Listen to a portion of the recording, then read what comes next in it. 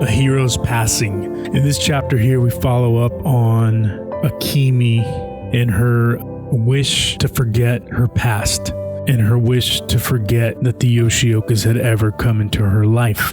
They being Sejuro, they have an encounter, Akemi and Sejuro. The book doesn't describe it, but it describes enough to see that she's being abused by Sejuro. The incident happens. She runs away screaming. The incident is traumatic enough where she decides that her life is not worth living anymore. So in an effort to forget everything, she attempts to drown herself. In this chapter here, we have Uncle Gong and Osugi and Matahachi in an argument where Matahachi leaves because he can't stand his mother anymore, as usual. And again, Uncle Gong, the old warrior, now an old man, well into his 70s, performs a heroic act, which to me proves the point of this chapter that you don't have to swing a sword or do some grunt work or leap a tall building in a single bound to be known as a Cape Crusader or a hero. Simple acts, generosity, of love, of caring for others, of sympathizing, those fruits are heroic to a person in need. So I'm going to read a little bit here of what happens to this hero, this old man, this old warrior, no longer swinging swords, no longer physically fit, no longer looking his best. This is a wrinkled old man that has accompanied Osugi in her bad temper throughout the country trying to find Musashi. So here we go.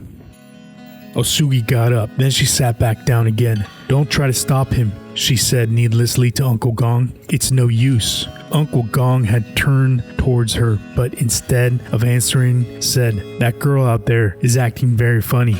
Wait here a minute." Almost before the words were out, he had chucked his hat under the eaves of the shop and headed like an arrow towards the water. "Idiot," cried Osugi. "Where are you going?"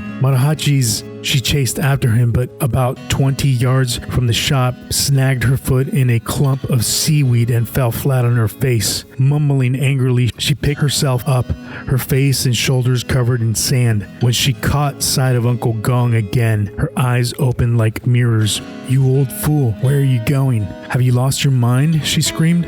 So excited that she looked as if she might be mad herself. She ran as fast as she could, following Uncle Gong's footsteps, but she was too late. Uncle Gong was already in up to his knees and pushing out farther.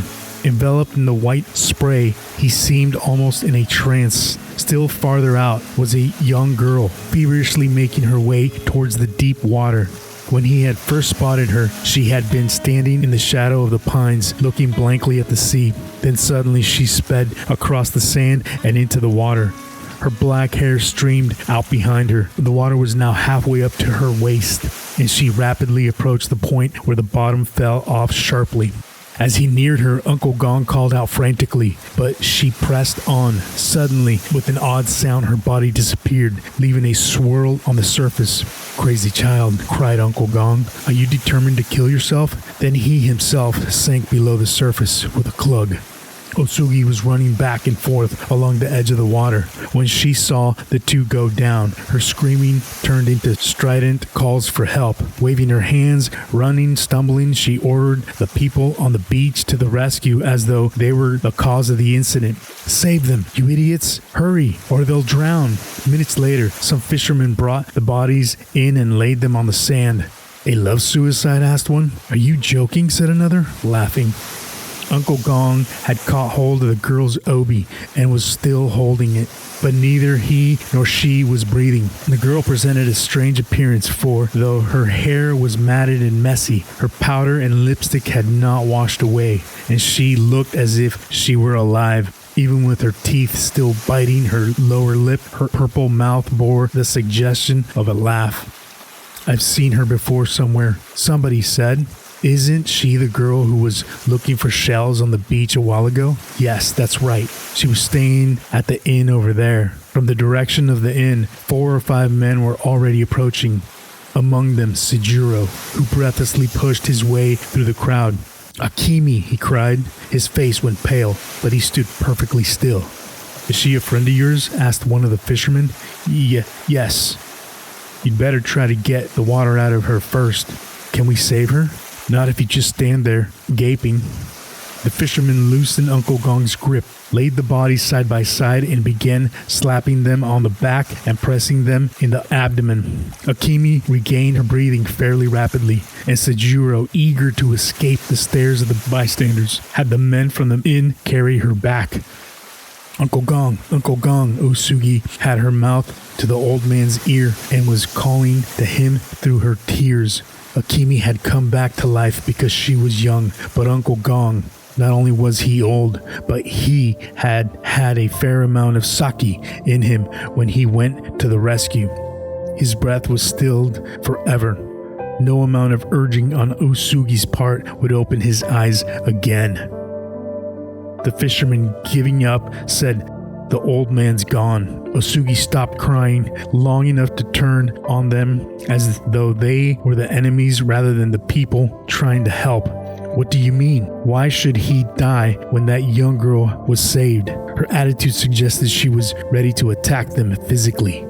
She pushed the men aside and said firmly, "I'll bring him back to life myself. I'll show you." She set to work on Uncle Gong, putting to use every method she could think of. Her determination brought tears to the eyes of the onlookers, a few of whom stayed to help her.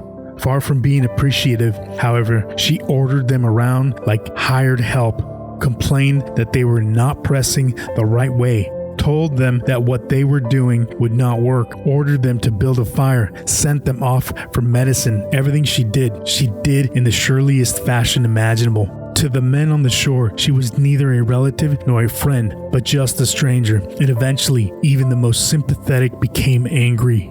"Who is this old hag anyway?" growled one. Can't tell the difference between somebody who's unconscious and somebody who's dead. If she can bring him back, let her do it." Before long, Osugi found herself alone with the body.